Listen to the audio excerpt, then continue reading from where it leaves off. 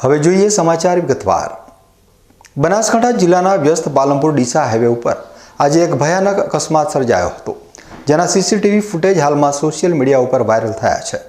Car ચાલકે steering ઉપરથી કાબુ ગુમાવતા કાર ડિવાઈડર સાથે અથડાઈ હવામાં ઉછળી બીજા ટ્રેક ઉપર પલટી મારી હતી, પરંતુ સદનસીબે આ ઘટનામાં કોઈ મોટી જાનહાનિ થઈ નથી।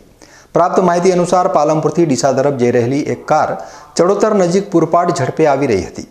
અચાનક ડ્રાઈવરે સ્ટીયરિંગ ઉપરથી કાબુ ગુમાવતા કાર સીધી રોડની વચ્ચે આવેલા ડિવાઈડર સાથે જોરદાર રીતે ટકરાઈ હતી। ટક્કર એટલી જોરદાર હતી કે કારે ડિવાઈડર કૂદીને હવામાં ઉછાળો લીધો અને સામેના એટલે કે ડીસાથી પાલનપુર તરફના રોડ ઉપર જઈને ધડામ દઈ ગુલાટીઓ મારીને પલટી ખાઈ ગઈ હતી। અકસ્માત સમયે કારમાં બે વ્યક્તિઓ સવાર હતા, જેમાંથી ડ્રાઈવરને સામાન્ય ઈજાઓ પહોંચી હતી।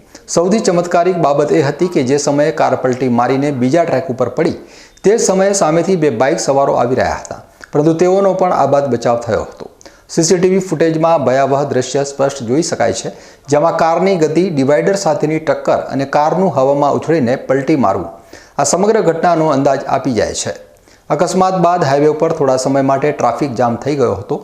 સદનસીબે જાનહાનિ ટળી હોવા છતાં આ ઘટનાએ ફરી એકવાર ઓવરસ્પીડ અને બેકાબૂ ડ્રાઇવિંગના કારણે હાઈવે ઉપર સર્જાતા જોખમો તરફ ધ્યાન દોર્યું છે।